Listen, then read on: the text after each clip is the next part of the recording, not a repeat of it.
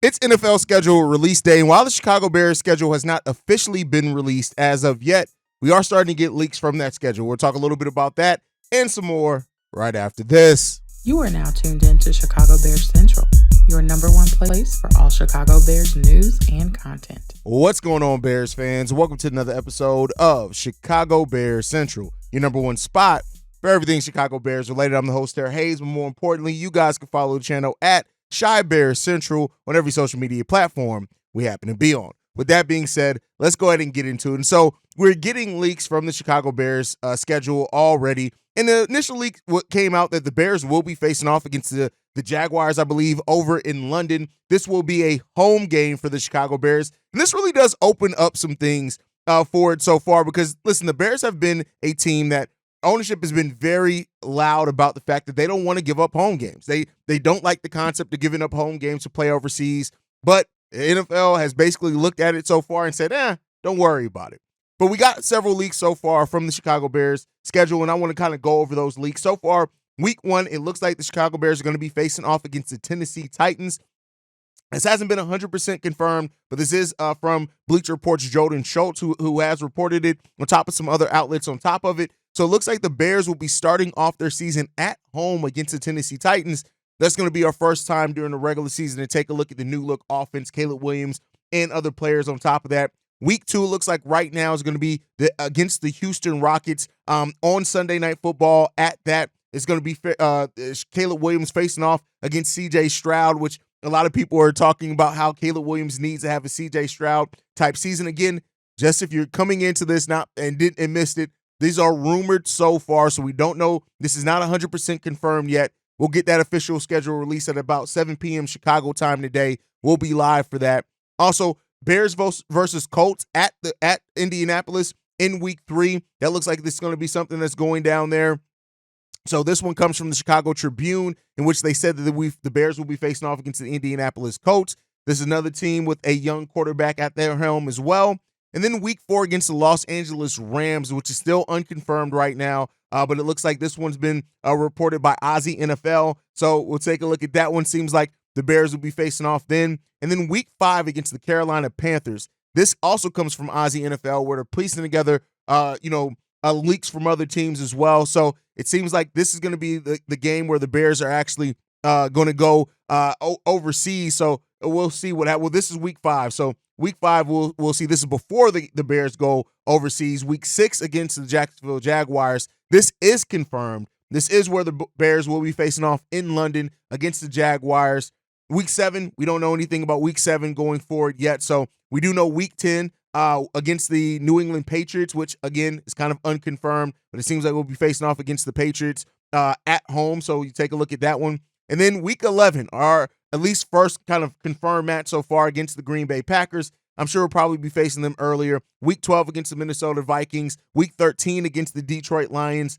And then week 14 isn't confirmed yet. Another game against the Vikings on week 15 is the rumor so far. And then week 16 against the Detroit Lions again. And then finishing off our season, week 17 against Shane Waldron's former team in the Seattle Seahawks. So that's what we have so far from the leaks, right? We know all the opponents the Bears are going to be facing next season, but we don't necessarily know all the order. That's the leak so far. We'll see how that continues to develop for the Chicago Bears. You know, when it comes down to it, listen, it doesn't matter who the Bears face, right? We got tons of not that it doesn't matter, but you know, the Bears are projected to have the 30th hardest schedule in the NFL, so the third easiest schedule in the NFL going into next season. So, and that's combined by the opponent's win percentage from the previous year. That, of course, changes over the course of the season as we go through it. But the Bears are expecting, they have the expectations. Somebody left a comment on the YouTube channel saying that the Bears, it's 11 wins and a playoff victory that we absolutely need, and that if anything less is unacceptable. And we'll see. Those expectations are there regardless of who the Bears face. But when you look at the fact that the Bears do have an easier schedule, on top of all the new looks and things like that, the expectations are going to be there for the Bears. And so regardless of how the official schedule ends up checking out, the Bears are going to have to do everything in their power that they can to come out of this and get some wins, get dubs. That's the most important thing going into the season. So, I just wanted to preview that a little bit. The Bears playing in London is a really big thing. And with the NFL also announcing that they're doing a new version, another spinoff of Hard Knocks. This one was actually recorded at the end of the season, going into the off season. And I think the New York Giants are going to be the team there. But it keeps the Bears can only avoid, and we know that George McCaskey does not want to let cameras in behind the scenes. But with the Giants going to be on Hard Knocks in this new spinoff version of Hard Knocks, it's only so much further that the McCaskies can avoid the Chicago Bears being on the Hard Knocks, especially if they keep qualifying. We know that the Bears do have some pull around the NFL, but I wouldn't be surprised if clock is ticking. The Bears sooner rather than later are absolutely going to be on Hard Knocks. Just kind of is what it is. So, we'll see what that ends up being. The NFL still hasn't announced who's going to be on Hard Knocks officially this season. So we'll see. But, that's where everything sits right now, man. So schedule release coming up tonight. Bobby and Steve-O will be live tonight on the YouTube channel. If you guys are on the podcast side, go over to the YouTube channel and really try to look at that if you guys want a live breakdown of it. We'll post it as a podcast later, though.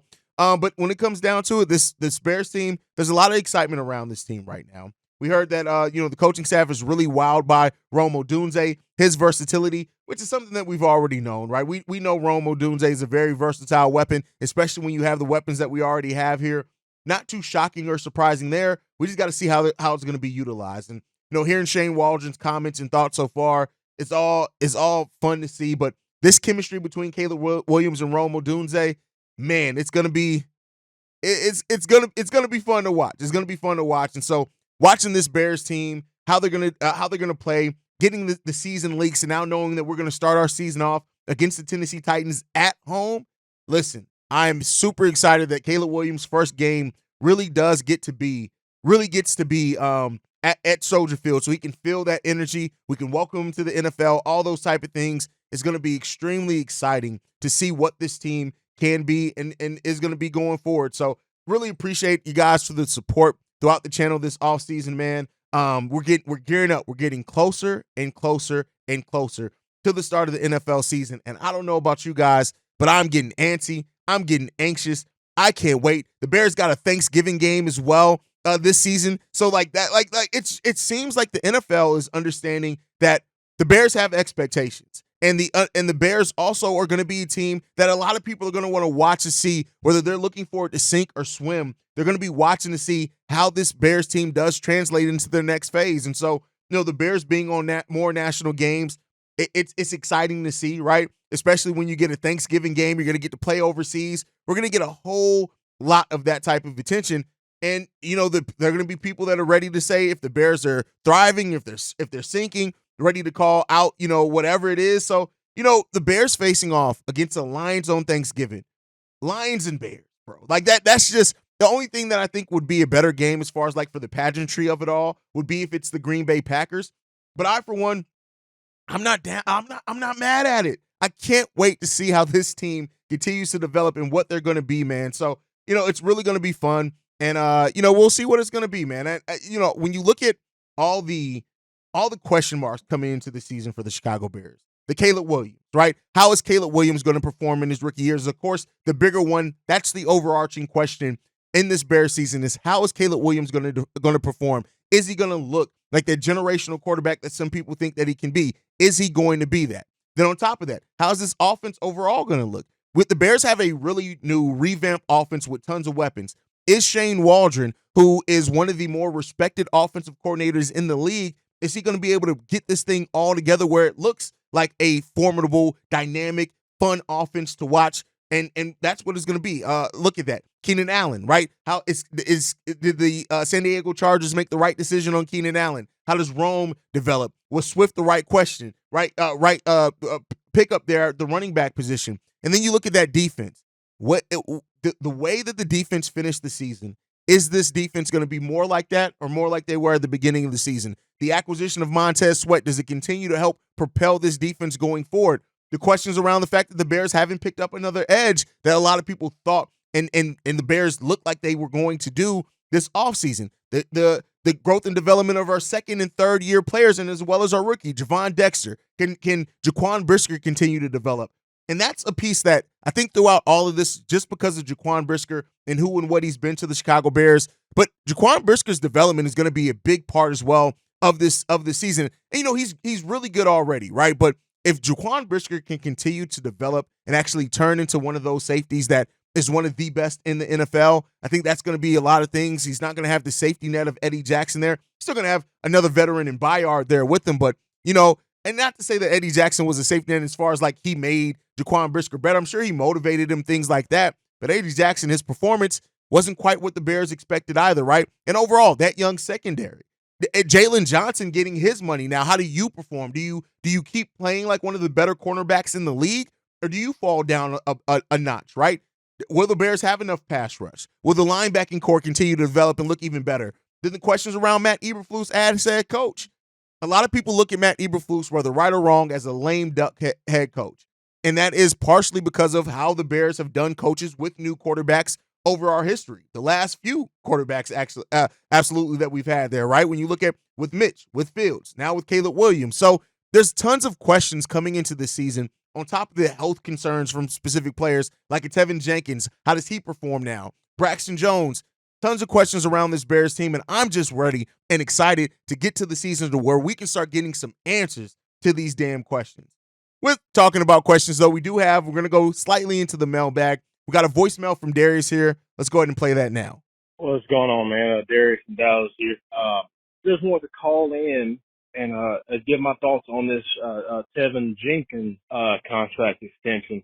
And as much as I love the guy, I really do. I love him. Big old boy with a nasty attitude.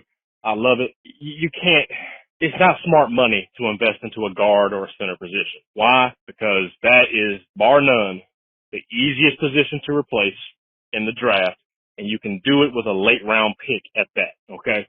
You can find Pro Bowl guards in the second, third round of any draft, all right? And we got 2 second-round picks next year. If we end up having to replace him, Tevin, we can find one of the top two, at least top two, maybe even the best guard will be available in the second round next year.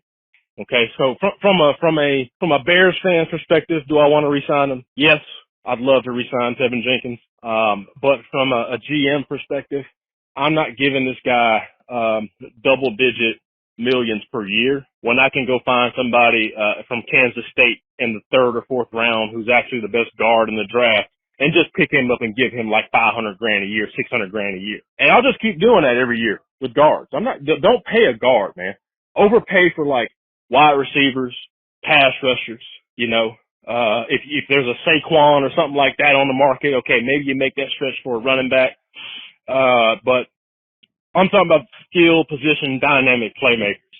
I don't, on the defensive end though, it's the total opposite. It's not the same with defense, man. If you find you a Pro Bowl defensive tackle that can rush the passer and stop the run, you better give him whatever money he's asking for. Which is why, Chris Jones, ended up getting his contract this past offseason with the Chiefs. So that's just kind of my whole thought on it. I love Tevin, but it don't make sense to give a guard a contract extension when it's just simply too easy to replace that position in the draft. And we got like 6 or 8 draft picks next year. So guys that we can replace in the draft just don't need to be extended. Jalen Johnson, he got his money. It's hard to find a Jalen Johnson. It ain't hard to find another Tevin Jenkins.